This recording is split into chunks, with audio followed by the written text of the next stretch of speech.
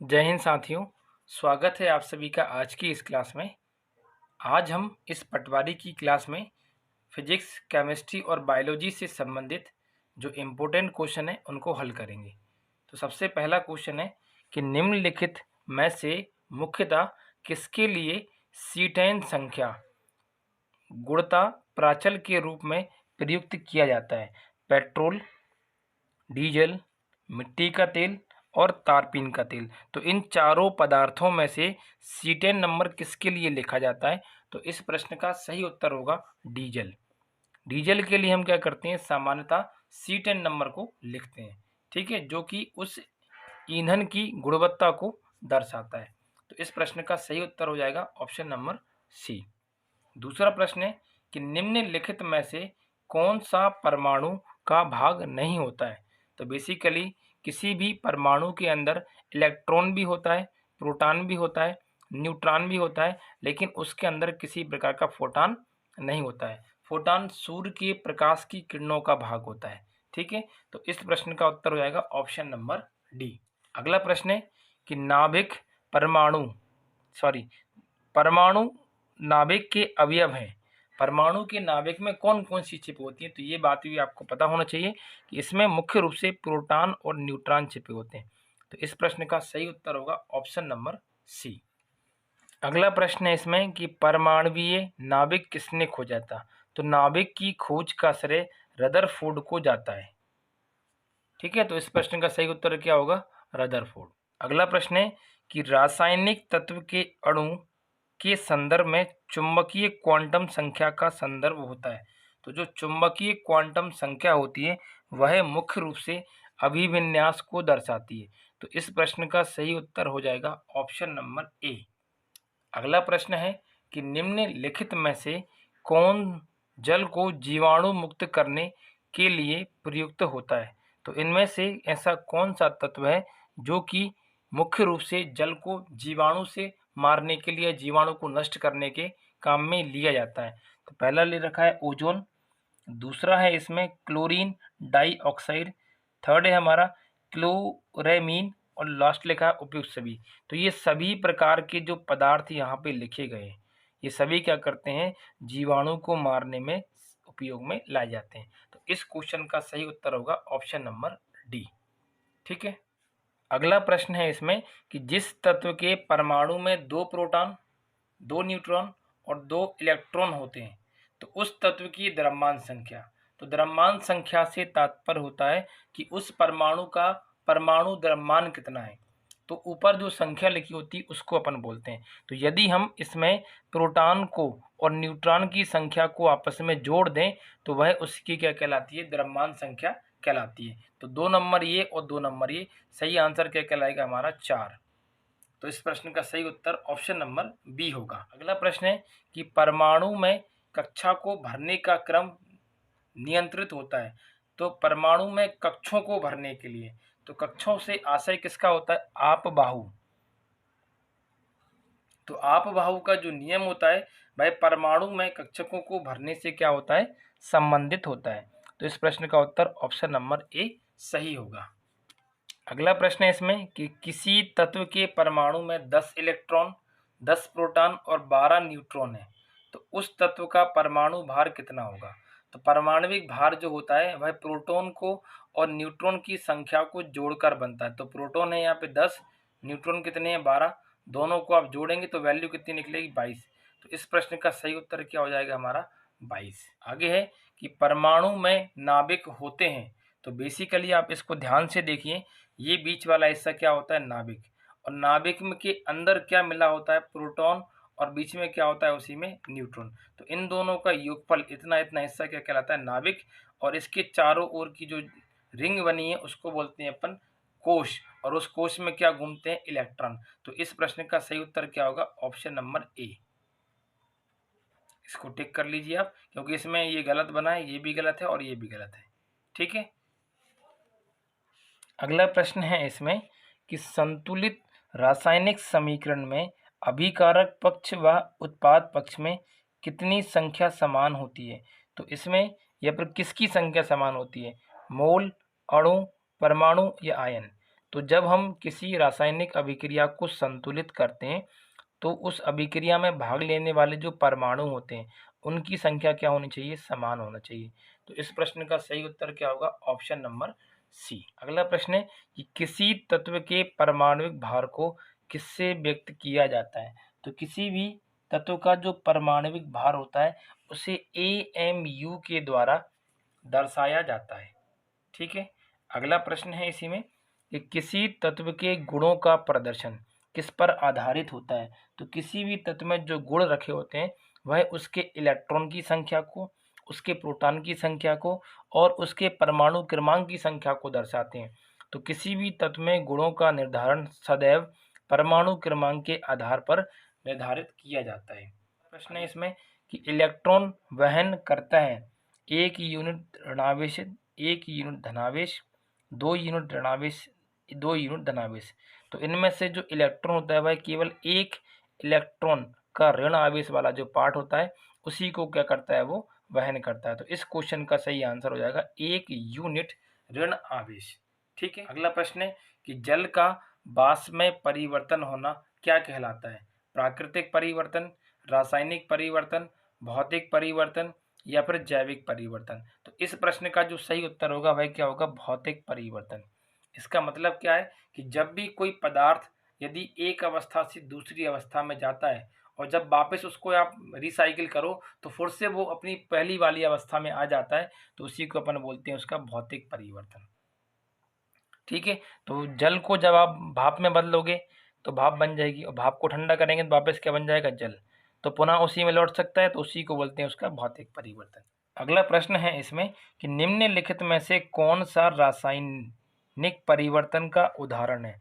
रासायनिक परिवर्तन का मतलब होता है कि यदि हम किसी पदार्थ को की अवस्था में परिवर्तन कर रहे हैं और पुनः उस अवस्था में लौट के ना आए दोबारा, तो वो कहलाता है रासायनिक परिवर्तन। और पुनः उसी अवस्था में लौट के आ जाए वो, तो वो होता है भौतिक परिवर्तन। तो पहला है प्रिज्म से गुजरने वाले पर श्वेत प्रकाश का 7 रंगों में विभक्त होना। कि जब प्रिज्म में से गुजारेंगे तो 7 रंग होंगे और जब 7 रंगों को गुजारेंगे तो वापस क्या बन जाएगा, सफेद रंग। तो ये वाला जो परिवर्तन है पहला वाला, ये भौतिक परिवर्तन है। दूसरा है सब्जियों को पकाने पर उनका मुलायम होना।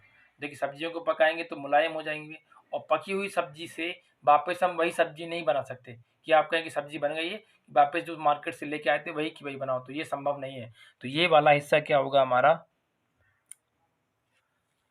रासायनिक परिवर्तन। एक और है नीचे सनी हुई मिट्टी का सूखने पर भंगुर हो जाना। मिट्टी को आप पहले क्या करें, पानी डालें तो मिट्टी गीली हो जाएगी, जब पानी उसका उड़ जाएगा मिट्टी सूख जाएगी तो वापस वो मिट्टी के रूप में आ जाएगी।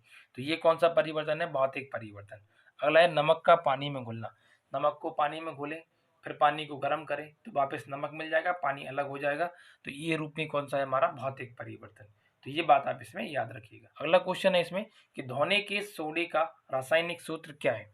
तो यहाँ पे अलग अलग सूत्र लिखें, तो सही आंसर होगा सोडियम कार्बोनेट।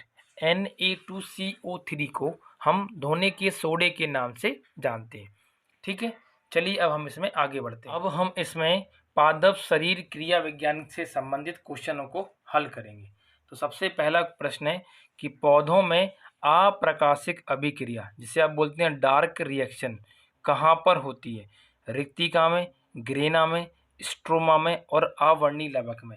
तो पौधों के अंदर अप्रकाशित की जो अभिक्रिया होती है वह मुख्य रूप से कहाँ होती है, स्ट्रोमा के अंदर पूर्ण होती है। तो इस प्रश्न का सही उत्तर ऑप्शन नंबर सी होगा। अगला प्रश्न है इसमें कि प्रकाश संश्लेषण की क्रिया के दौरान पैदा होने वाली जो ऑक्सीजन है उसका स्रोत क्या होता है, ये हमें कहाँ से प्राप्त होती है।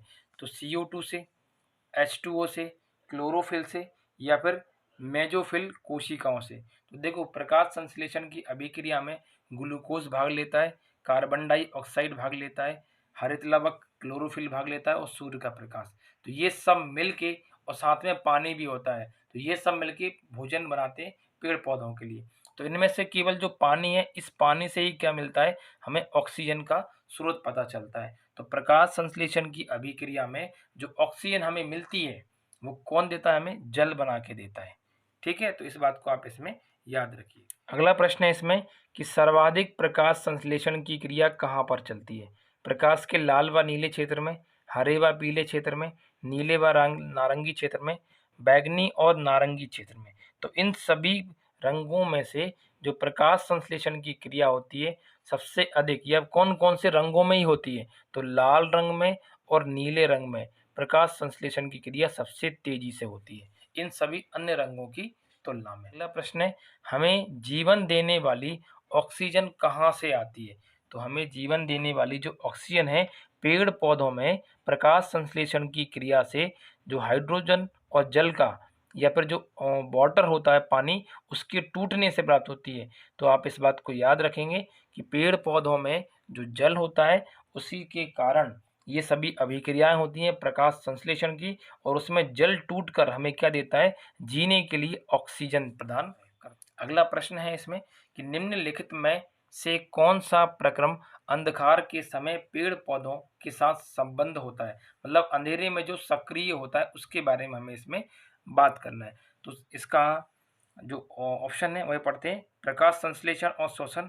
तो देखिए अंधकार में प्रकाश संश्लेषण नहीं होता है, तो इसका ये वाला आंसर तो क्या हो गया, गलत हो गया।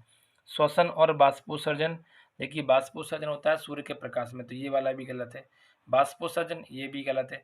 चालन और शोषण, पेड़ पौधे रात के समय शोषण करते हैं और जो कि अंधकार में होता है, तो इस प्रश्न का सही उत्तर हो जाएगा ऑप्शन नंबर डी। ठीक है। अगला प्रश्न है इसमें कि प्रकाश संश्लेषण के द्वारा हरे पौधे पैदा करते हैं कार्बनिक द्रव, अकार्बनिक द्रव, खनिज और पोषक तत्व। तो मुख्य रूप से इसमें जो प्रकाश संश्लेषण की अभिक्रिया के द्वारा पेड़ पौधे स्वयं को चलाने के लिए विभिन्न प्रकार के पोषक तत्वों को क्या करते हैं, उत्पन्न करते हैं। तो इस प्रश्न का जो सही उत्तर होगा वह क्या होगा, ऑप्शन नंबर डी। ठीक है। अगला प्रश्न है इसमें कि पत्तों में दिखाई देने वाली जो शिराएं हैं वह क्या काम करती हैं? तो पत्तों में दिखाई देने वाली जो शिराएं होती हैं वह मुख्य रूप से चालन का काम करती हैं, कि पेड़ पौधों में जल को और भोजन को एक स्थान से दूसरे स्थान तक ले जाने में क्या करती हैं, सहायता करती हैं, जिससे अपन क्या कहते हैं, चालन कहते हैं। प्रकाश संश्लेषण होता है कहाँ पर, क्लोरोफिल में, पेड़ पौधों की जो हरी पत्तियां होती हैं उनमें होता है।